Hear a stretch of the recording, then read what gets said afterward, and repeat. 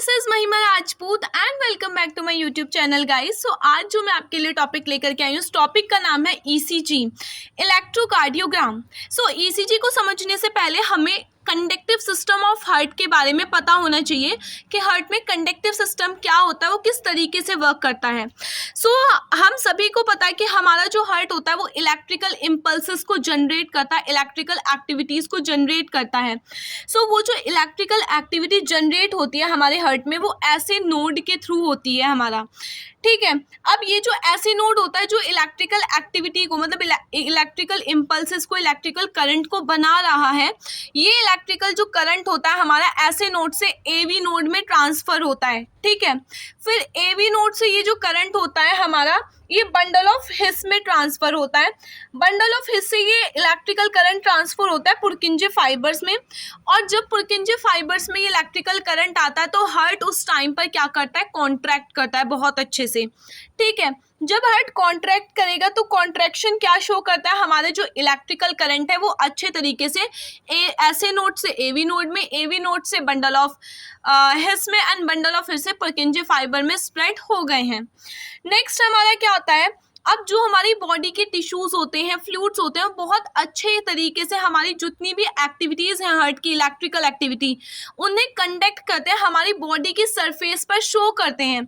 सो ECG में यही किया जाता है, बाय इलेक्ट्रोड्स का यूज़ करके हम हमारी बॉडी की सरफेस पर इलेक्ट्रिकल एक्टिविटी जो होती है हार्ट की, उन्हें रिकॉर्ड कर लेते हैं। सो ईसीजी क्या है, ECG is a technique by which the electrical activity of the heart are recorded, ठीक है, through the surface of the skin. कि ईसीजी एक ऐसा प्रोसेस होता है जिसमें हम हार्ट की इलेक्ट्रिकल एक्टिविटी को क्या करते हैं, रिकॉर्ड करते हैं हमारी स्किन की सरफेस के द्वारा, ठीक है। इसमें क्या होता है, हमारा जो ईसीजी होता है इसमें एक इलेक्ट्रोकार्डियोग्राफ, मतलब ईसीजी जो होता है वो with the help of ECG machine किया जाता है। उस ईसीजी मशीन को हम इलेक्ट्रोकार्डियोग्राफ बोलते हैं। अब जिस भी पेपर पर इलेक्ट्रिकल एक्टिविटी निकल करके आती हैं उसे कार्डियोग्राफिक पेपर बोला जाता है।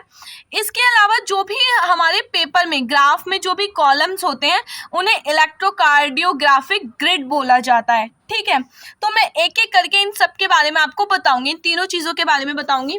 सबसे पहले स्टार्ट करते विद द इलेक्ट्रोकार्डियोग्राफ। इलेक्ट्रोकार्डियोग्राफ क्या होती है कि जो भी मशीन होती है, the machine by which the electrical activity of the heart are recorded is called the electrocardiograph.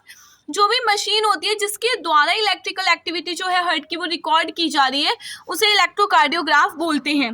Then हमारा नेक्स्ट आता है electrocardiographic paper use for recording the ECG is called the ECG paper. मतलब जिस भी paper पर हम ECG निकाल रहे हैं उसे ईसीजी पेपर बोलते हैं। नेक्स्ट आता है इलेक्ट्रोकार्डियोग्राफिक ग्रिड। इलेक्ट्रोकार्डियोग्राफिक ग्रिड्स क्या होती हैं, जो भी लाइंस होती हैं हॉरिजॉन्टल और वर्टिकल।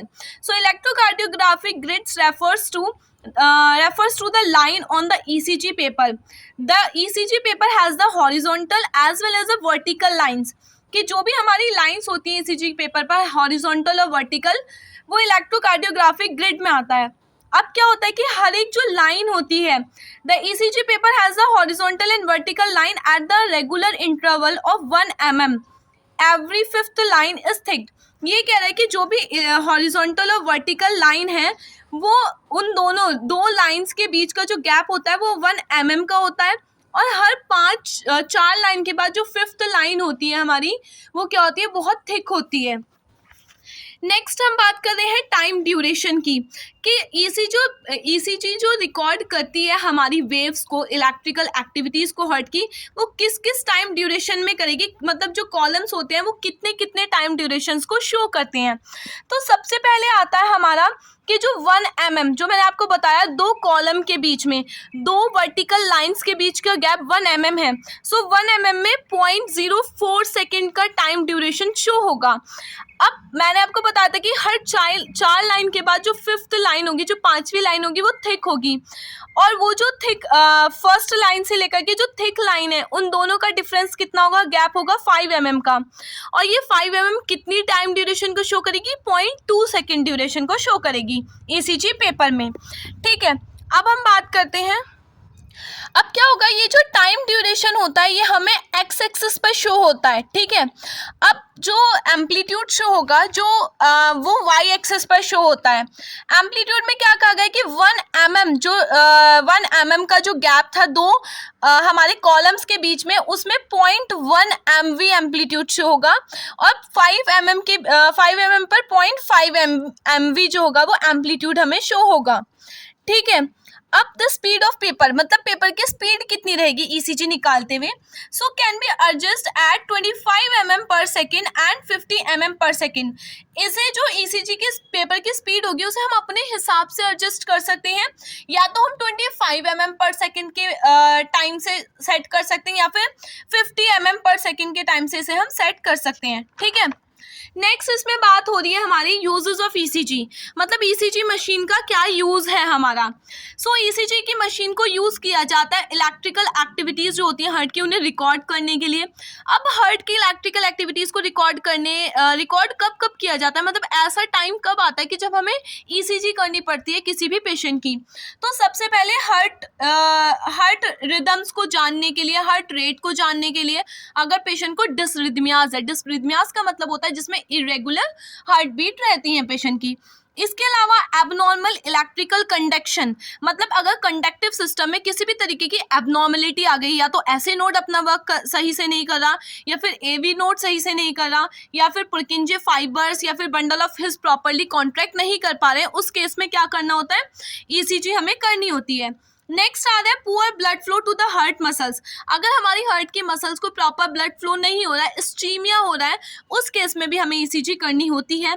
और इसके अलावा जितनी भी हार्ट की कंडीशन होती है, जैसे कि heart attack, coronary artery disease, hypertrophy of heart chamber, ठीक है, इन सारे केसेस में हमें ईसीजी करनी होती है डायग्नोस करने के लिए, प्रॉपर हमारे डिजीज कंडीशन को प्रॉपर डायग्नोसिस बनाने के लिए we have to do the ECG in such cases.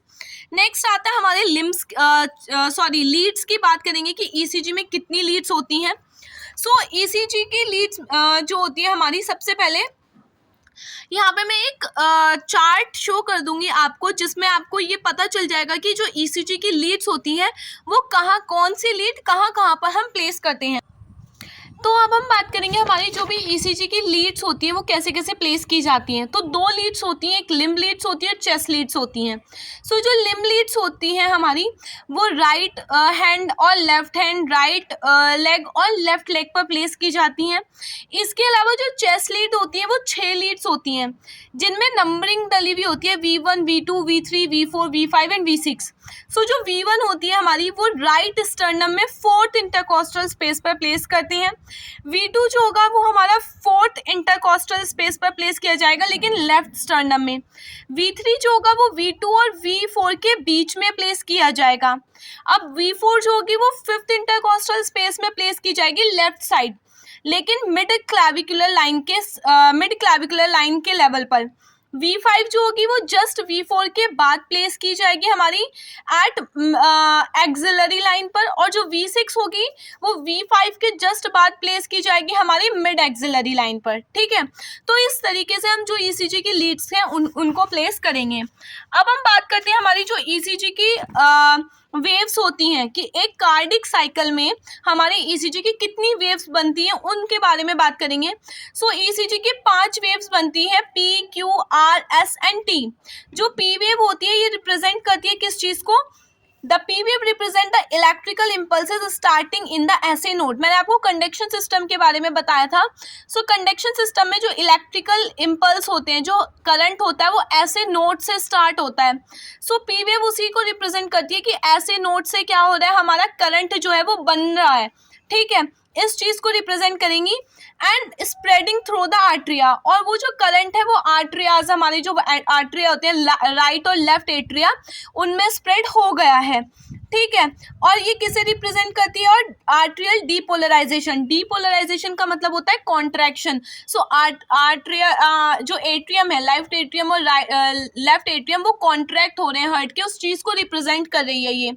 इसकी जो ड्यूरेशन होती है वो 0.1 सेकेंड की होती है, और एम्पलीट्यूड जो होता है इसका 0.5 MV बनता है हमारा। नेक्स्ट हम बात करेंगे Q R S complex. Q R S complex किस चीज को रिप्रेजेंट करता है? It represent the very rapid spread of impulses from the AV node through the AV bundle. ये रिप्रेजेंट कर रहा है कि जो इम्पल्सेस हैं वो एवी नोड से हमारे बंडल ऑफ हिल्स में ट्रांसफर हो गए हैं, ठीक है, एंड बंडल ऑफ हिल्स से पुरकिंजे फाइबर्स में ट्रांसफर हो गए हैं। ये रिप्रेजेंट करता है वेंट्रिकल डीपोलराइजेशन, मतलब वेंट्रिकल्स के कॉन्ट्रैक्शंस को, कि वेंट्रिकल्स हमारे कॉन्ट्रैक्ट हो रहे हैं। नेक्स्ट आता है इसकी ड्यूरेशन। इसकी जो ड्यूरेशन होती है हमारी 0.08 से लेकर के 0.110 सेकेंड की होती है, और जो एम्पलीट्यूड होता है हमारा 0.1 से लेकर के 0.2 MV का होता है क्यू वेव का। आर वेव का 1 MV का होता है, एस वेव का 0.4 MV का होता है। इसके बाद हम बात करते हैं हमारी आर वेव के बारे में। जो आर वेव होती है हमारी, वो किस चीज को रिप्रेजेंट करती है? R wave is very first positive wave. R wave जो होती है हमारी वो फर्स्ट पॉजिटिव वेव होती है हमारी पूरे क्यू आर एस कॉम्प्लेक्स में, और जो एस वेव होती है वो निगेटिव वेव होती है। नेक्स्ट हम बात करेंगे टी वेव की। T wave represent the ventricle repolarisation. Repolarisation का मतलब होता है रिलैक्स होना, मतलब वहाँ डीपोलराइजेशन में तो वेंट्रिकल कॉन्ट्रैक्ट हो रहे थे, और टी वेव में क्या हो रहे हैं? रिलैक्स हो रहे हैं, मतलब रीपोलराइज हो रहे हैं। इसकी जो ड्यूरेशन होती है वो 0.2 सेकेंड की होती है, एंड एम्पलीट्यूड जो होता है 0.3 MV का बनता है हमारा, ठीक है। अब ये किस चीज को रिप्रेजेंट कर रहा है? वेंट्रिकल रीपोलराइजेशन, वेंट्रिकल के रिलैक्सेशन को। अब आर्ट्रिया के रिलैक्सेशन को कौन रिप्रेजेंट करता है? अब जो आर्ट्रिया का रिलैक्सेशन होता है या आर्ट्रियल रीपोलराइजेशन होता है हमारा, वो वेंट्रिकल कॉन्ट्रैक्शन, जब वेंट्रिकल का डीपोलराइजेशन हो रहा है उस टाइम पर हो जाता है। क्यूआरएस कॉम्प्लेक्स जब बन रहा होता है उस टाइम पर आर्ट्रियल रीपोलराइजेशन हो जाता है, और क्यूआरएस कॉम्प्लेक्स इतना बड़ा होता है कि आर्ट्रियल रिपोलराइजेशन की जो वेव होती है वो ईसीजी में शो नहीं होती है। नेक्स्ट हम बात करते हैं यू वेव की। U wave represent the repolarisation of Purkinje fibres. जब हमारे परकिंजे फाइबर्स रिलैक्स होते हैं उस चीज को रिप्रेजेंट करता है। This wave is rare, it appears some time in the patient with hypokalaemia. ये जो वेव होती है बहुत रेयरली देखने के लिए मिलती है। ये हाइपोकैलीमिया वाले पेशेंट्स में देखने के लिए मिलती है जिनका पोटेशियम लेवल बहुत कम होता है, प्लस जिन्हें हाइपरटेंशन होता है, उन पेशेंट्स में ये वेव देखने के लिए मिलती है। नेक्स्ट हम बात करते हैं इंटरवल्स की। हमारा जो ईसीजी होता है उसमें कुछ इंटरवल्स होते हैं, जैसे कि PR interval, RR interval, QT interval, PP intervals, PR से फिर सेगमेंट्स आते हैं जिसमें पीआर सेगमेंट, एसटी सेगमेंट्स और आरआर सेगमेंट होते हैं। तो सबसे पहले बात करते हैं इंटरवल में। पीआर इंटरवल क्या होता है? पीआर इंटरवल एक गैप होता है, जो गैप होता है बिटवीन द पी वेव जब से स्टार्ट हुई और जब से क्यू वेव स्टार्ट हुई। पी वेव स्टार्ट होने के बाद जब तक क्यू वेव स्टार्ट होगी उनके बीच का जो टाइम ड्यूरेशन होता है that is called the PR interval, ठीक है। नेक्स्ट इसमें हम बात करते हैं हमारे आरआर इंटरवल की। आरआर इंटरवल क्या होता है कि time interval between two R waves, दो आर वेव, जब एक आर वेव स्टार्ट होगी और दूसरी आर वेव जब तक स्टार्ट होगी उन दोनों के बीच का जो टाइम पीरियड होता है वो आरआर इंटरवल होता है। क्यूटी इंटरवल क्यू वेव के स्टार्ट होने से लेकर के जब तक टी वेव एंड होगी उन दोनों के बीच का जो टाइम पीरियड होता है वो क्यूटी इंटरवल्स होता है। PP interval one P wave start होने से लेकर के दूसरी पी वेव जब तक स्टार्ट होगी वो पीटी इंटरवल होता है। अब हम बात करते हैं सेगमेंट्स की। तो सेगमेंट में सबसे पहले आता है पीआर सेगमेंट। पीआर सेगमेंट क्या होता है? A flat line between the end of the P wave and start of QRS complex. जो हमें फ्लैट लाइन दिखती है ईसीजी पेपर में जब हम देखेंगे तो पी वेव हमें थोड़ी सी उठी हुई दिखती है, देन एक स्ट्रेट लाइन आती है, देन क्यूआरएस कॉम्प्लेक्स बनता है। तो वो जो स्ट्रेट लाइन होती है उसे पीआर सेगमेंट बोलते हैं। इसके बाद एसटी सेगमेंट, मतलब जब क्यूआर जो हमारा सेगमेंट होता है क्यूआर इंटरवल खत्म हो जाता है फिर एक स्ट्रेट लाइन दिखती है, वो हमारा एसटी सेगमेंट होता है। इसके बाद आरआर इंटरवल। आरआर इंटरवल क्या होता है कि वन क्यूआरएस कॉम्प्लेक्स से जब वन क्यूआरएस कॉम्प्लेक्स बनेगा तब से लेकर के दूसरे क्यूआरएस कॉम्प्लेक्स के बनने तक के टाइम पीरियड को आरआर इंटरवल हम बोलते हैं, ठीक है। सो यह आज के लिए सिर्फ इतना ही। अगर आपको वीडियो इन्फॉर्मेटिव लगा हो so please kindly subscribe to my channel और वीडियो को लाइक कर देना, शेयर कर देना। एंड यस अब हम मिलते हैं नेक्स्ट वीडियो में विद न्यू टॉपिक। बाय।